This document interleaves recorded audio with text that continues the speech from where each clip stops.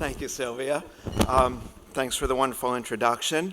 I'm going to start the symposium today. I'm going to give a little bit of an overview of polyphenols, touch on a couple of different aspects of evidence-based science on how polyphenols might improve health, reduce risk for certain diseases, and then move and talk a little bit about dietary guidance and some of the challenges that we face in this area. I'm going to talk a little bit about polyphenols in general and also cranberries specifically. Relevant disclosures, we in our center do have some research funding from Ocean Spray. I'm not going to present any of the results from our interventions with cranberries, just talk a little bit more broadly about the field in general. Let's start with just a look at what are polyphenols, and there are thousands and thousands of these compounds that occur naturally in plants.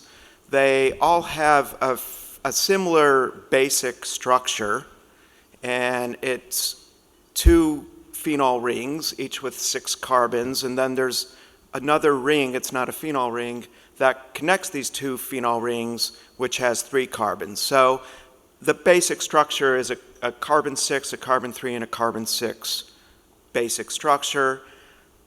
And these can be very simple monomers, they can be oligomers, they can be polymers, they can come with or without carbohydrate attached. So really there's endless number of different combinations.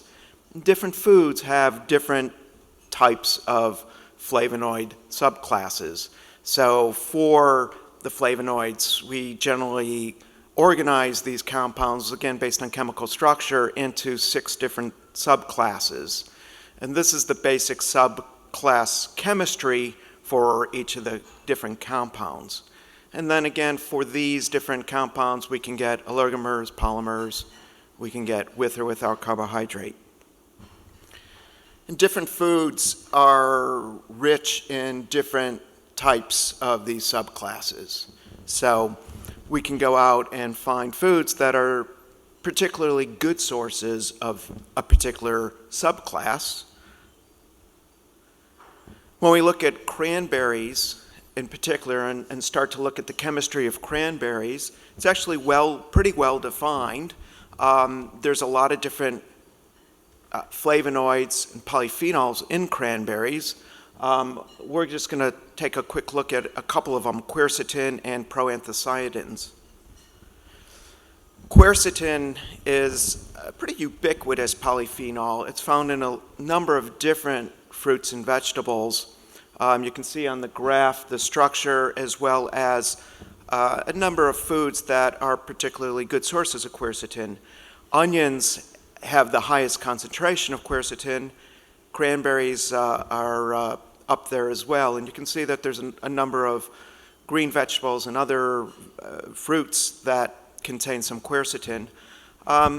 We do know that low fruit and vegetable intake leads to low dietary intake of flavonoids. There was an estimate done from epidemiological survey published a few years ago that in the US population intakes about 200 milligrams per day, average intake.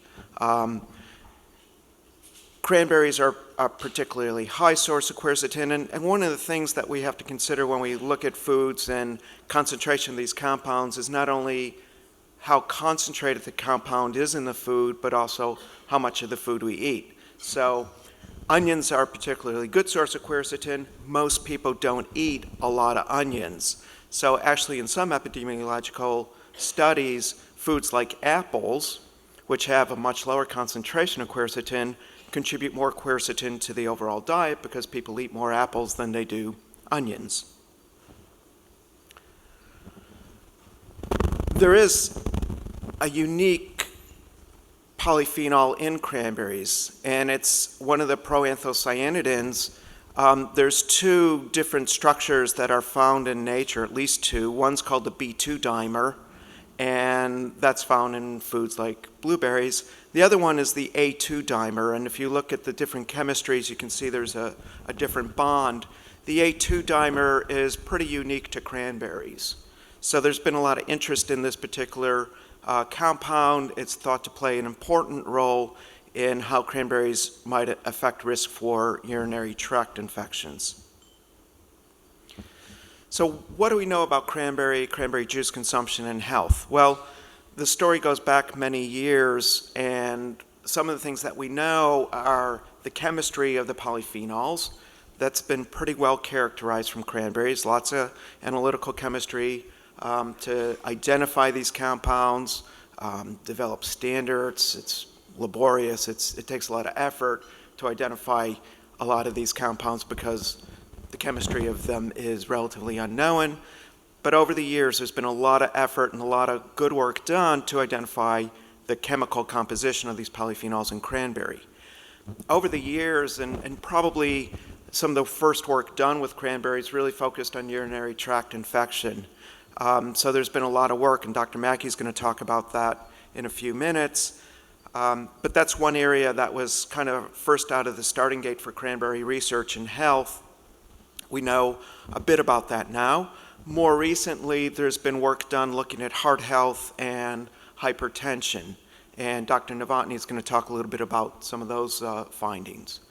Just to give you a couple of examples for heart health, this was a publication that was published from Nurses' Health Study earlier this year, and it shows the relationship between myocardial infarct and anthocyanin intake on one graph and polymer intake, polymer being those proanthocyanidins like the B2 and the A2 dimers, as well as theaflavins and thiorubigens, and those two compounds are found in tea, particularly black tea.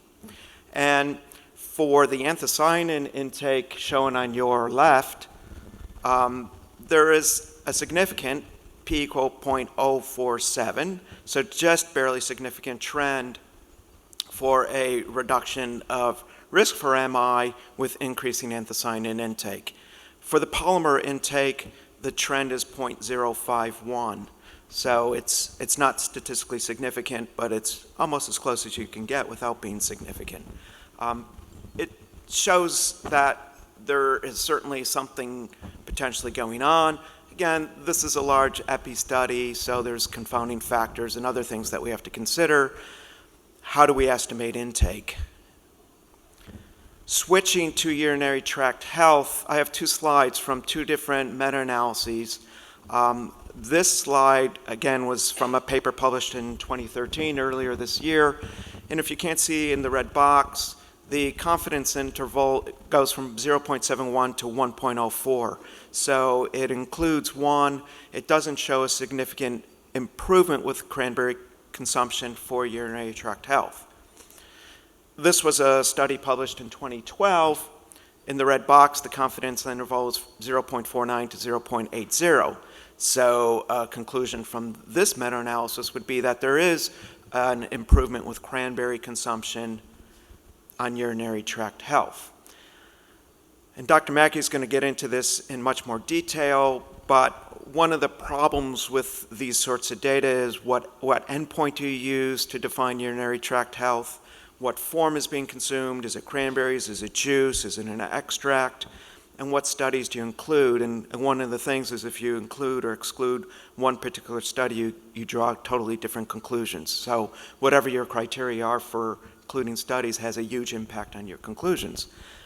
There is a lot of heterogeneity in this particular area of research, but one of the things that has been identified as an issue, perhaps, with long-term consumption of cranberry or cranberry juice is that compliance isn't always very good. And that kind of moves us into another area, looking at some of the health caveats of natural cranberry products. On the graph, I have the ratio of sugar to acid for a number of fruit juices. And purple is grape juice. It's very high. There's a lot of sugar and very little acid.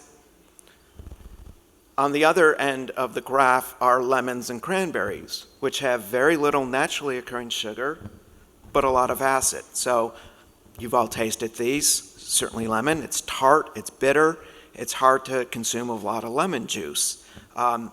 In order to get people consumers to consume a product like cranberries, which doesn't have a lot of naturally occurring sugar, it typically is sweetened. It can be either with sugar or artificial sweetener. There's a lot of opportunities, but in order to have people consume something that naturally is very tart, it usually takes something to make it a little bit more palatable, usually has to be sweetened. So some fruits, like grapes, have lots and lots of naturally occurring sugar. Other fruits, like cranberries, have very little. If we want people to consume these, we usually have to sweeten it. This is another way to look at some of these data. This is the sugar and the polyphenol content of different fruits. Different types of cranberry juice, a 27% juice cocktail, a fruit blend, 100% juice, but different juices blended, and then a light juice, a reduced calorie juice. Grape juice, both purple and white, orange juice, and apple juice. And on your left is the total polyphenols in a serving. And again, you can see that grape juice is very high, provides a lot of polyphenols in one serving compared to these other commonly consumed fruit juices. On your right are the calorie adjusted. So if we divide through the total polyphenols by the total calories, we get a little bit different picture. If we use an artificial sweetener in something like cranberry and produce a light cranberry juice, then we're sweetening it with not as many calories, and we can actually get more polyphenols per kilocalorie in a light cranberry juice than we can in something like a grape juice. So with a fruit like grapes, your hands are kind of tied. The naturally occurring sugar, lots of it, tastes great, kids love it, people love it, but you really can't manipulate anything about that product because it's all naturally occurring. With cranberries, when you have the opportunity to sweeten it and sweeten it with different types of sweeteners, you can give consumers different options.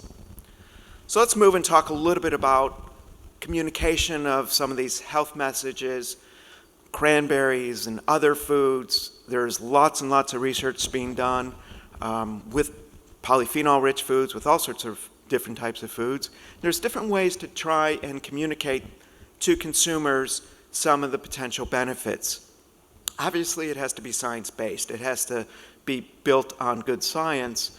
Some of the options are things like front of packaging.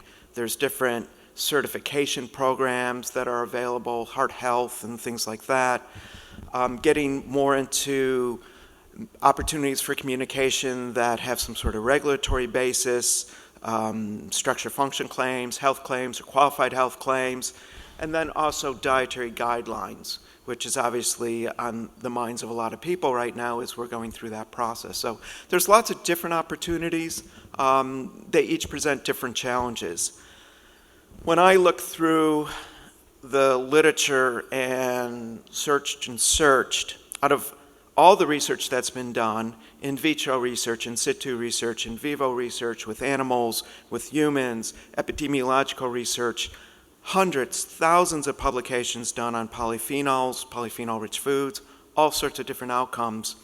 The only health claim that I could find specifically for polyphenols, flavonoids, was for cocoa flavonols. This was issued in 2012 by EFSA. And this was specific for cocoa flavonols on the maintenance of normal endothelium-dependent vasodilation. So out of all the research that's been done and all the opportunities to try and get some sort of a claim or recognition by a regulatory body about a health benefit, so far the only one that's been successful that I've found, if somebody knows another one, I'd love to hear about it, has been this one for cocoa flavonols for vascular health. We are in the dietary guidelines season. Things change and evolve. Back in the earlier days of dietary guidelines, the nutrient most focused on was fat. And really the guidelines were being developed for healthy Americans, looking at nutrient adequacy, really a focus on nutrient. And we've seen evolution of that over the years. Now there's been more of a focus in the last guidelines on sugar and sodium, added sugar in particular, which becomes an issue if you're dealing with something like cranberries, which are naturally tart and have to be sweetened to be consumed readily. And the other area is bin nutrient density.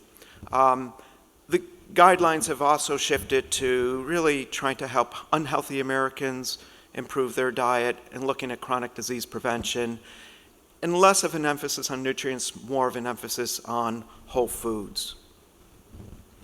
So what are some of the things that we need to do if we want to get more recognition for potential health benefits of the polyphenols? Dietary intake, we need to know what people are eating.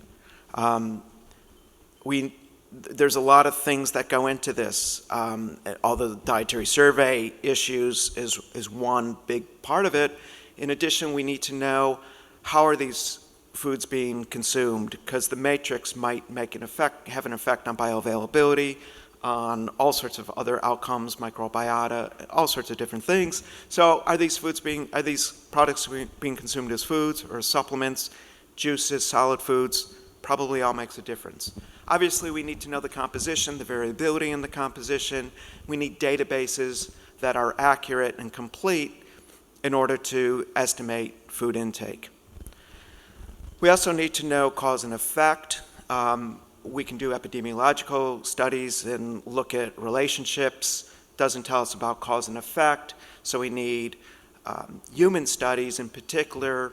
So what we see in vitro and in vivo animal studies, we know holds true in humans as well.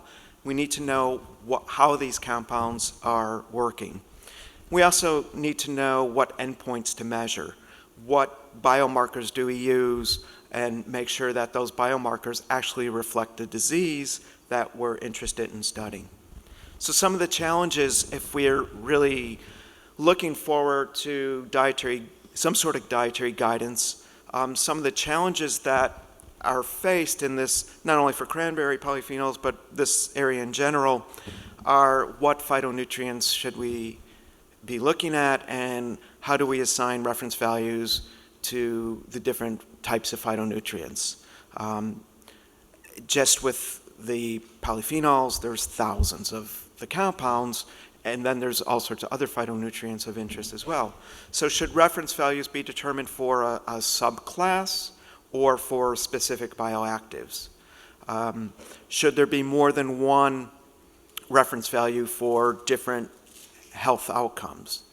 A second issue to be looked at, and a second challenge, is which physiological or health outcomes should be eligible for consideration. What should we be looking at? What sorts of biomarkers are relevant to particular health outcomes? And then thirdly, how do we communicate to consumers differences between reference values and reference intake information for essential versus non-essential dietary constituents? We all know that consumers can be easily confused by labeling, by packaging, and if we have the science-based evidence that a particular phytonutrient or food that contains this phytonutrient does have some impact, some beneficial impact on health, how do we get that science together and communicate that to consumers without confusing them even more? Thank you.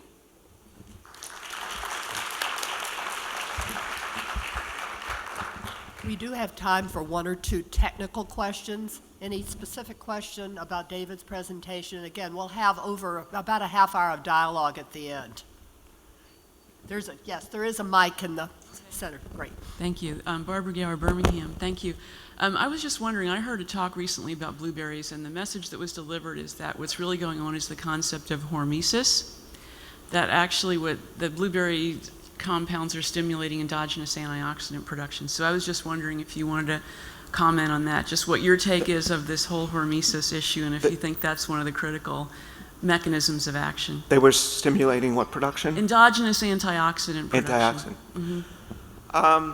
Yeah, I mean, it's certainly a possibility. I haven't seen that paper if it's published. I haven't seen data, but there's certainly potential for interaction of these sorts of compounds. I mean, these are all water soluble, so typically we would expect to find them in the aqueous phase. That doesn't necessarily mean, and there's certainly antioxidants like vitamin C that are very important in the aqueous phase, and how they interact with other more traditional antioxidants, dietary antioxidants like vitamin E in the lipid phase. I think those are important questions. And the body does produce other antioxidants that are potentially quite important, uric acid being one of them. So there's a lot of unknowns. I don't think necessarily we all got into this business many years ago because these compounds all have great antioxidant capacity in vitro in a test tube. And the thought was, well, if we eat them, they're going to function as great antioxidants in our body.